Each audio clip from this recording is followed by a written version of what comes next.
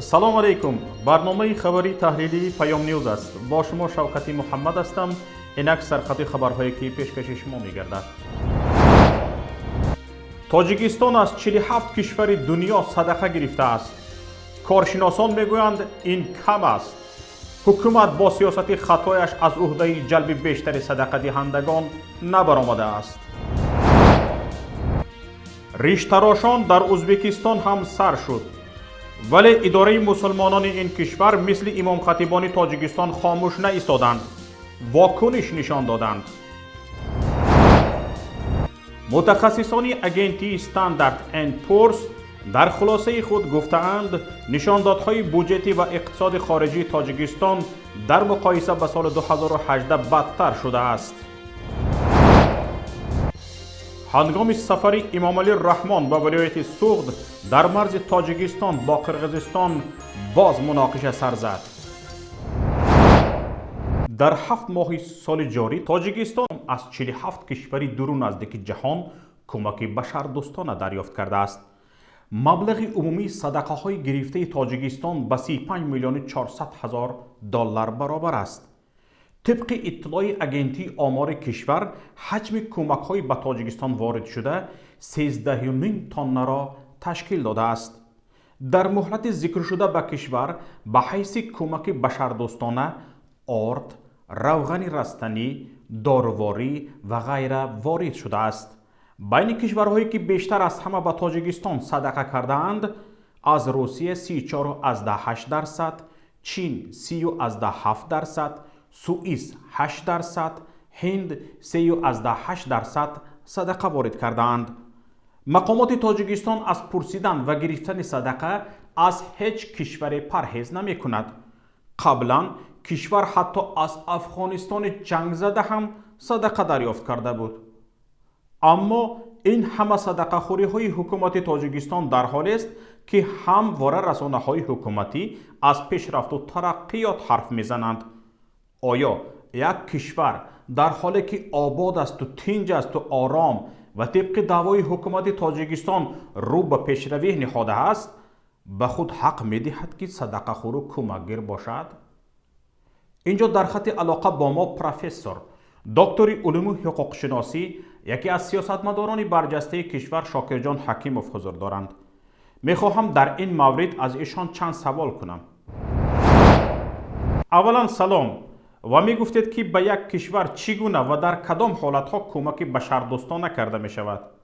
бояд таъкид намоям ки новобаста аз сатҳи иқтисодиёти миллӣ муваффақ ва номукаммал будани он дар ҳолатҳои истисноӣ тариқи танзими ниҳоти марбутаи Созмони Милали Муттаҳид ё бинобар будани иродаи сиёсӣ дар заминаи умумияти манфиатҳо бо дар назардошти кӯмаки гуманитарӣ давлатҳои алоҳида ва созмонҳо метавонанд ба кишвари мушаххас кӯмак расонанд ва ин кӯмакҳо метавонанд бебозгашт бошанд, яъне бо забони хориҷӣ грант ном доранд ва дар тафовут аз қарзҳо ки шарту шароити бозгашт ва фоиз ва дигар ҳолатҳоро пешбинӣ намекунанд.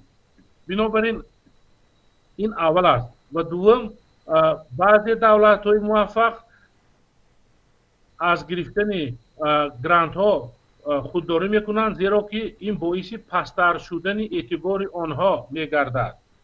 ва саввум, баъзе кишварҳои пасошӯравӣ бо мақсади муваффақ будани ислоҳоти иқтисодӣ ва равандҳои иҷтимоиву сиёсӣ тариқи пешниҳоди маълумотҳои омории нодуруст ва сунъӣ бархилофи манфиатҳои давлатдорӣ аз гирифтани грантҳо маҳрум шуданд ё ҳаҷми гирифтани грантҳоро ба таври қобили мулоҳиза кам намуданд. бинобар ин бояд зикр намуд ки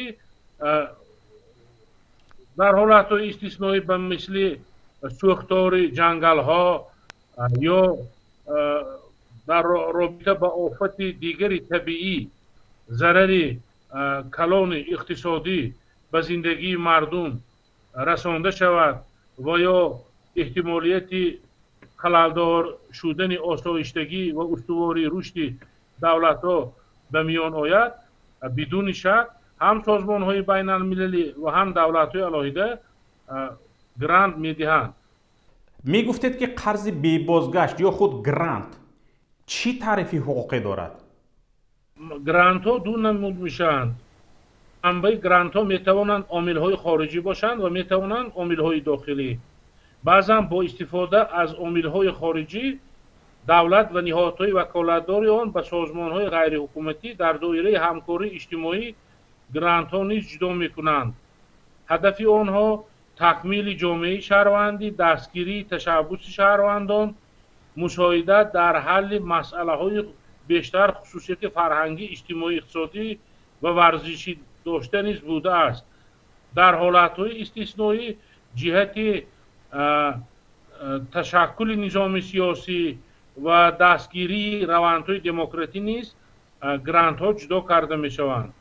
اما در حالت های معین دولت هایی که می خواهند گرانت برنامه ها، لایحه ها و نقشه های مشخص را نیز تهیه نموده به سازمان های علاهده و دولت های مشخص نیز مراجعت می کنند جهت گرفتن گرانت ها یا فرصت دسترسی را به منبع های گرانت دهنده پیدا کرده.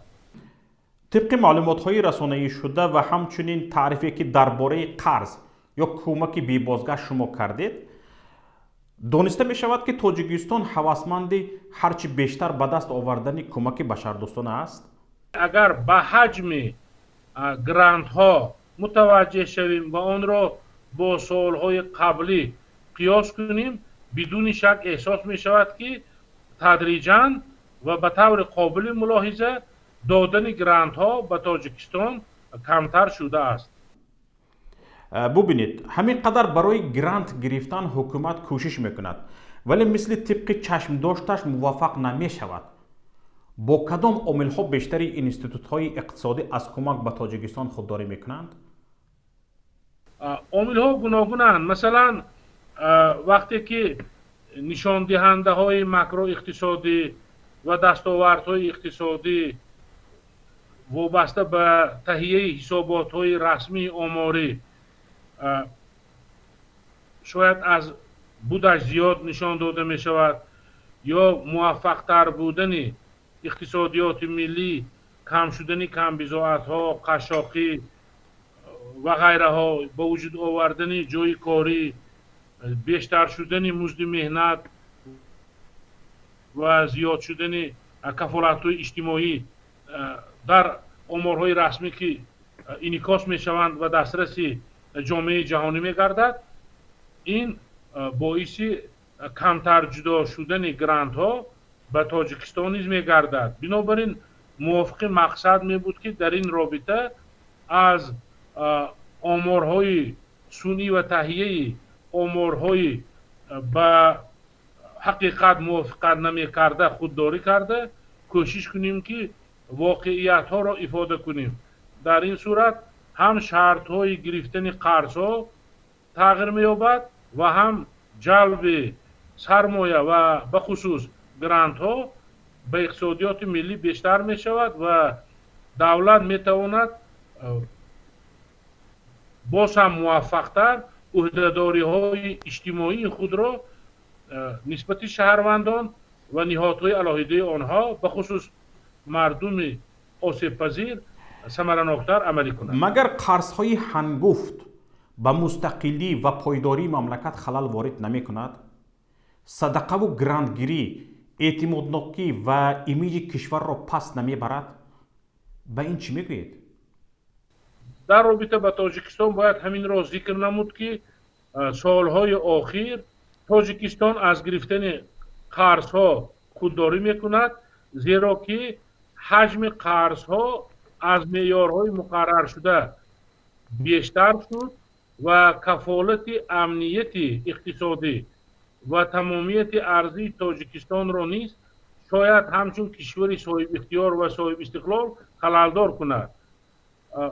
ضرورت به میان آمد که بیشتر به گرفتن گرانت ها رازگی دهند و همزمان باید تاکید کرد که حجم گرفتن این گرانت ها نیز خیلی کاهش یافت در مقایسه مثلا تا سالهای 2000.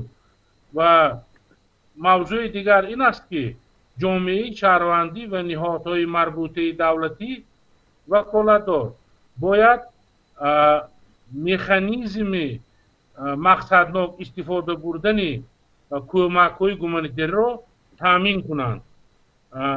در سوبیکت‌های فضای اطلاعاتی و در بعض نشست‌ها اشاره می‌شود که نه در همه موردها کمک‌های گومانیتری مقصدناک استفاده می‌شوند. تشکر به شما. در همین حال اکثر کمک‌های وارد شده به تاجیکستان را جز منصبداران کسی نمی‌بیند. سال‌هاست که مردم نه آرد و نه روغن رستنی و نه حتی دارواری کمکی را ندیده است. نظری کارشناس مسائل اقتصادی ایوب اگاموف را در این باره می‌شنویم. ما از تاریخ می‌دونیم که بسیاری از دولت‌ها حتی از قاره آسیا با دولتداری درستی راهبرانش در مدت کوتاه به دولت اقتصادیاتش پرقوت تبدیل یافتند. مثال سینگاپور، یاپونیا و دیگر مملکت‌ها که محض با راهبری شخصیت‌های تاریخی آن دولت‌ها کامیاب شدند. سبب اساسی آن مبارزه بی‌امانی آن شخص‌ها ضد فساد بود. اما در حال حاضر با گذشت 27 سال استقلالیت و 22 سال خاتمه جنگ شهروندی، تاجیکستان حالا هم یکی از دولت‌های فسادزده‌ترین و قشاق‌ترین دنیا به حساب می‌رود. بی‌خبر ماندن مردم نیازمند از کمک‌های بشردوستانه نیز محض با سبب فسادزده بودن این تشکیلات‌های تقسیم کننده کمک‌های بشردوستانه میباشد.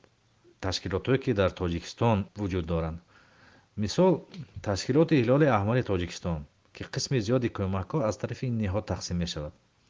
خیلی که من می‌دونم هنوز سال‌های 2007-2009 مستقلیت خود را از دست دادند و مقام‌های کلیدی این تشکیلات را چون در مرکز و چون در منطقه‌ها آهسته آهسته سابق کارمندان حکومت اشغال می‌کردند. یعنی با باوری گفتن ممکن است که این نهاد همچون نهادهای حکومتی آلوده فساد می‌شدند. یعنی کمک‌ها به مردم نیازمند نیو با خواهش راهبران در سطح‌های گوناگون تقسیم می‌شدند. و در آخر در مثال تاجیکستان همین را گفتنی هستم که اگر در مدت 22 سال از خاتمه جنگ شهروندی فساد از بین می‌رفت یا سطح آن پست می‌شد، در این حال تاجیکستان می‌توانست نه تنها کمک‌های بشردوستانه قبول نکند از دیگر مملکت‌ها، بلکه خودش به دولت‌های قشاق و آفت‌زده کمک بشردوستانه رساند. اداره امور مسلمانان ازبکستان از اقدام غیردینی پلیس این کشور در تراشیدن اجباری ریش ساکنان ابراز نارضایتی کرده است. طور خبرگزاری آسیای مرکزی می نویسد اخیراً موردهای زیادی در شهر تاشکند مشاهده شده است که کارمندان پلیس افراد دارای ریش را بازداشت نموده مجبور کردند تا ریششان را بتراشند. در پی این اقدام ها اداره امور مسلمانان ازبکستان نارضایت خود را اعلام داشته است. یکی از نمایندگان این اداره گفته است گذاشتن ریش سنت پیغمبر صلی الله علیه و سلم است و بازداشت افراد تنها به خاطر رعایت این سنت خلاف قانون می باشد. اما در تاجیکستان همسایه ازبکستان هم که سالهای آخر مبارزه با افراطگرایی را شدت بخشیده است، نظارت ریش مردان و حجاب زنان جاری شده است. ساکنان در تاجیکستان از این کار مقامات همچون دخالت به امور خصوصی شهروندان انتقاد میکنند، اما بار هم به این عملهای غیرقانونی مقامات تاجیکستان از جانب اداره مسلمانان کشور واکنش نشده است. دینشناس اسلام الدین سعیدوف با این نظر است که اداره مسلمانان تاجیکستان مثل هر نهادهای دینی کشورهای دیگر مستقلیت خود را حفظ نکرده است. این واکنش ها بیانگر آن هستند که در همسایه کشور ما آزادی انسان، حقوق شهروند، کرامت و شرافت انسانی آهسته آهسته دارد جایگاه خود را پیدا میکند و بعد از رفتن حکومت دیکتاتوری اسلام کریموف و آمدن حکومت نو روی کار ما شاهد نوآوری و اصلاحات در این زمینه بودیم که این بیانگر آن است که آینده نیک در انتظار این کشور و این مردم هست. اما متاسفانه در کشور ما همه ساله چندین بار چون این حقوق و ویرانکنی ها، پایمال شدن حقوق انسان ها، از جمله تراشیدن ریش مردان، کشیده گرفتن روی مال خواهران و بانوان مسلمان از سرشان و اون هم در ملای عام و تحقیر کردن خواهران در بین مردم دیده می شود، ولی هیچ نهاد دیده نمی شود که واکنش نشان بدهد و یا حرف برای گفتن داشته باشد. از جمله کمیته دین و شروع علمای کشور که باید در رابطه با این قضیه ها موقع داشته باشند و واکنش داشته باشند همیشه خاموشی را اختیار میکنند، برعکس تلاش میکنند که همه این مسائل را نادیده بگیرند و برای مردم توجیه بکنند که حکومت دارد کاری خوب انجام میدهد و اون را به شکل توجیه میکنند که از فرهنگ بیگانه پیشگیری میکند و یا دلایل در رابطه با این زمینه پیشنهاد میکنند. اما چرا اینکه واکنش نشان نمیدهند در رابطه با این سوال باید گفت که این به حد جواب ساده دارد و جوابش آن است که چون ما پیشوا داریم. وقتی که پیشوا در ناخونک، وقتی که پیشوا دکی داشته باشید دیگر اون نفر هست که معین میکند که شهروند چگونه زندگی بکند، حق و حقوق شهروند از کجا تا کجا هست. خب حتی میبینیم که در امور شخصی و خانوادگی شهروندان دخالت میکند و در خودش در ملای عام یک قسم مردم را گمراه، یک قسم مردم را خب فلان اعلان میکند. یعنی وقتی که در جامعه پیشوا هست و نفری هست که حرفی اون بالا از قانون بالا می ایستد، از ارزش انسان، از حقوق انسان، از آزادی انسان، از کرامت و شرافت انسانی بالا می ایستد، در چنین جامعه ها دیگر هیچ توقع نباید داشت که نهادی زیر فرمان او در رابطه با پایمال شدن حقوق مردم واکنش نشان بدهد. محمد سعید رضایی فعال سیاسی تاجیک و دانشمند علوم اسلامی میگوید جسارت پشتیبانی از حقوق آزادی ها را پیش از همه حکومت امروزه ازبکستان به شهروندانش داده است، وگرنه پشتیبانی اداره دینی مسلمانان ازبکستان از حقوق های فطری شهروندان در زمان رئیس جمهور پیشین این کشور اسلام کریموف تصور ناپذیر بود.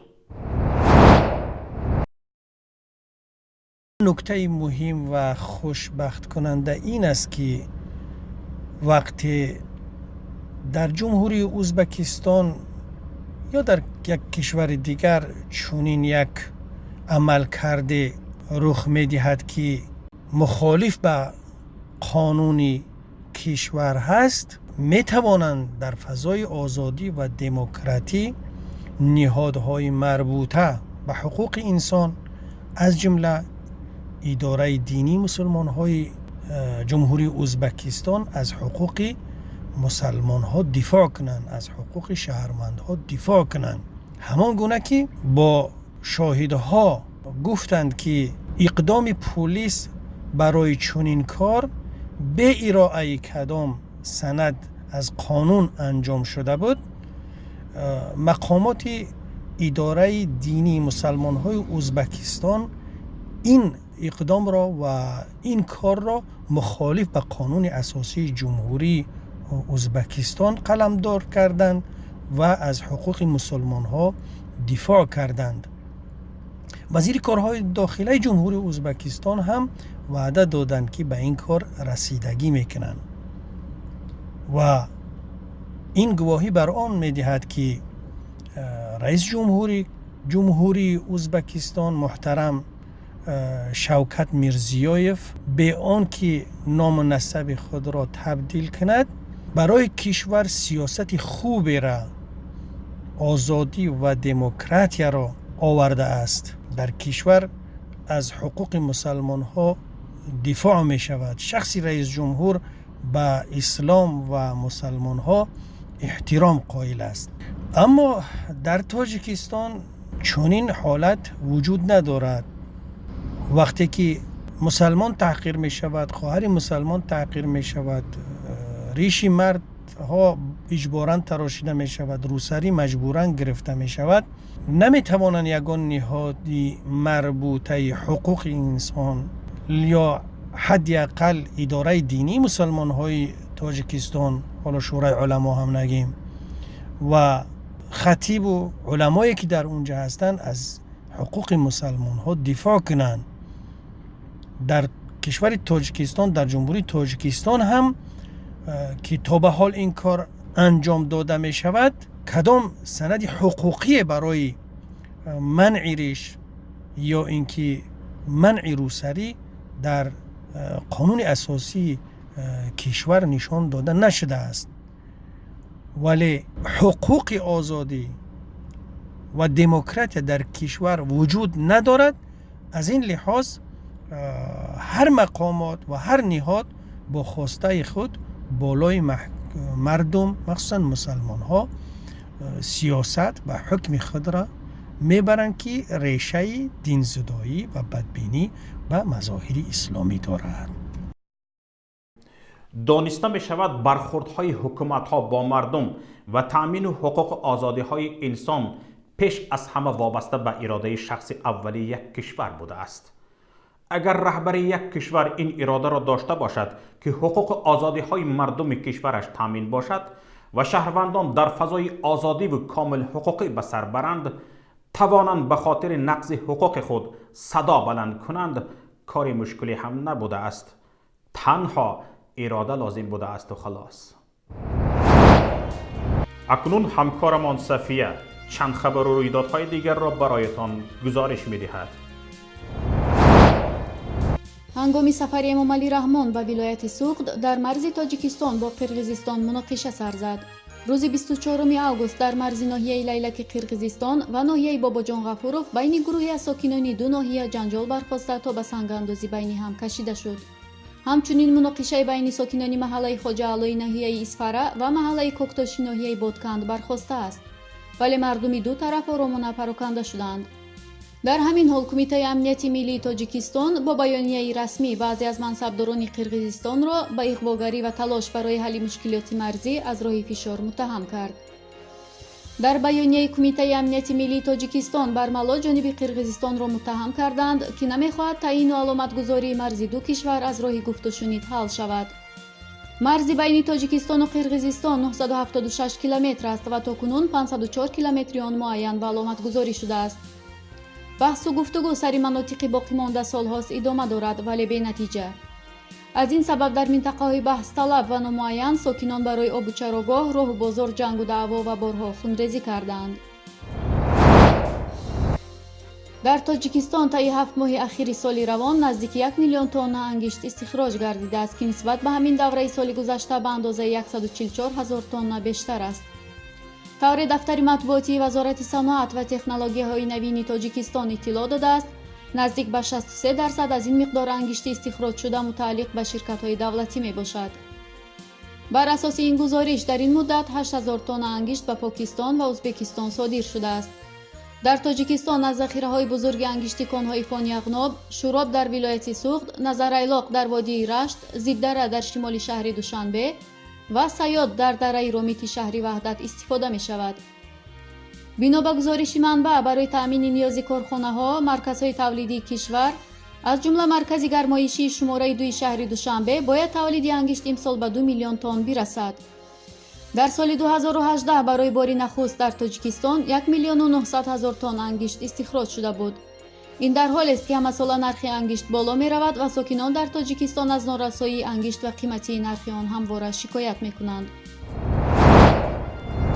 агентии байналмилалии Standard & Poor's дар натиҷаи як таҳқиқ пешгӯӣ кардааст, ки дар соли 2019 маҷмӯи маҳсулоти нохолис бар ҳар сари аҳолии тоҷикистон $850 амрикоиро ташкил хоҳад дод. гуфта мешавад, ин нишондиҳанда аз пасттаринҳо дар миёни кишварҳои ҷаҳон маҳсуб мешавад. متخصصان агенти Standard & Poor's در خلاصه خود گفتند نشاندادهای بودجتی و اقتصادی خارجی تاجیکستان در مقایسه با سال 2018 بدتر شدند. با نوشته این агенتی همچنین به مراتب زیاد بودن میزان واردات نسبت به صادرات و وابستگی به پولهای مهاجران کاری به نشاندادهای مجموعی محصولات ناخالصی تاجیکستان اثر گذاشته است. حکومت تاجیکستان پیشنهاد کرده است که به لایحه بودجت دولتی سال 2020 برای برگزار نمودن معرکه‌های انتخاباتی پارلمانی در ماه مارت و انتخابات پرزیدنتی نیمه تیر ماه 80 میلیون سومانی جدا کرده شود. طور ازیا پلوس با تکیه به منبعش از ساختار اقتصادی حکومت تاجیکستان خبر می‌دهد قسمتی از این مبلغ همچنین برای معرکه بر روی خودگیری اهالی در سال آینده خرج می‌شوند.